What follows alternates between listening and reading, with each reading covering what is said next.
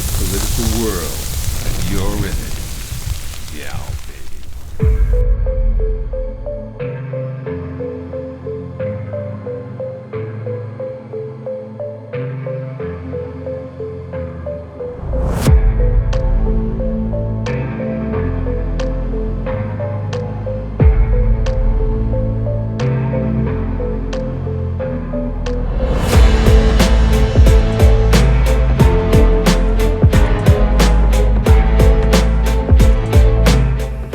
Standard is not a measure of how we can evaluate the condition of our society, cannot measure the health of our children, the quality of our education, the joy of their play.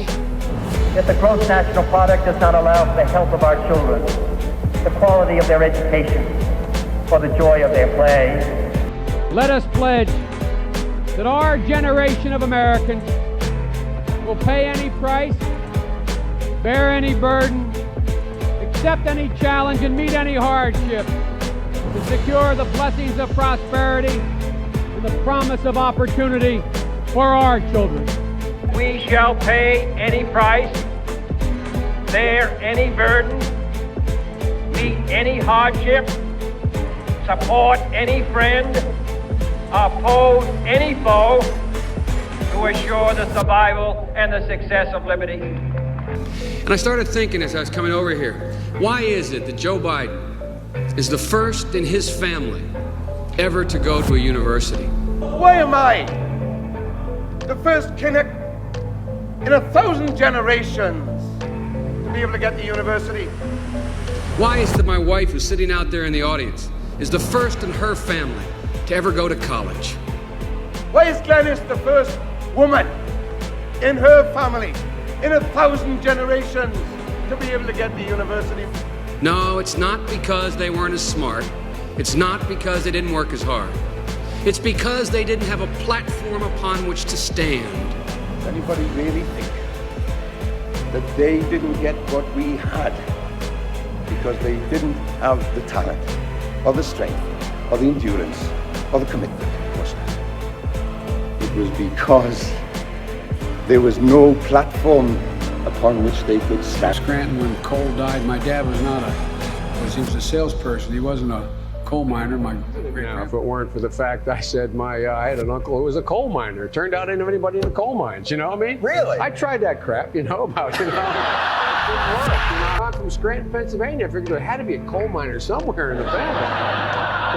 Nothing, huh? Nothing. Coal, it was an engineer. When I marched in the civil rights movement, I did not march with a 12-point program.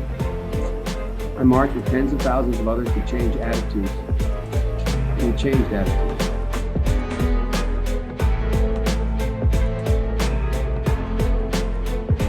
When I was 17 years old, like many of you, I participated in sit-ins to desegregate the restaurants and movie houses of Wilmington, Delaware. I came out of the civil rights movement. I was one of those guys that sat in and marched and all that stuff.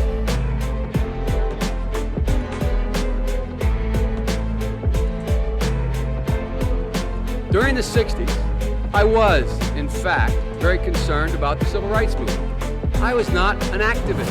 I worked at an all-black swimming pool in the east side of Wilmington, Delaware.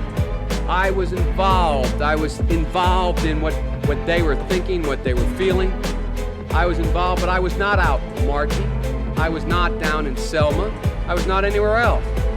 I was a suburbanite kid who got a dose of exposure to what was happening to black Americans when I'm in my own city.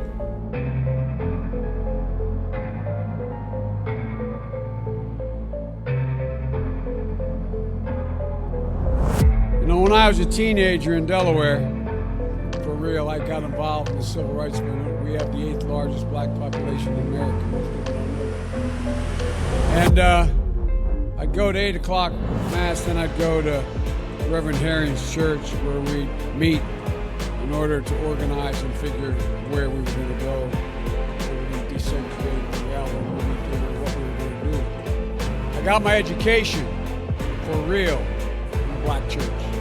And that's not hyperbole, it's a fact. But I got my education, Reverend Doc, in the black church, not a joke. Because when we used to get organized on Sundays, to go out and desegregate movie theaters and things like that, we do it through the black church. I was no big shakes, Reverend, in the civil rights movement. I was just a kid. I got involved in desegregating movie theaters and helping, you may remember Reverend Moyer in Delaware and Herman Holloway organized voter registration drives, coming out of black churches on Sundays, figuring how we were going to move. In October, I was invited to the National Civil Rights Museum in Memphis to receive the Freedom Award. A thing when I sat in black churches on the east side of Wilmington getting ready to, and by the way, next to two Jewish rabbis, getting ready to go out and desegregate movie theaters in Delaware. I never ever thought in my life I would be worthy of, and I'm still not sure I'm worthy of it.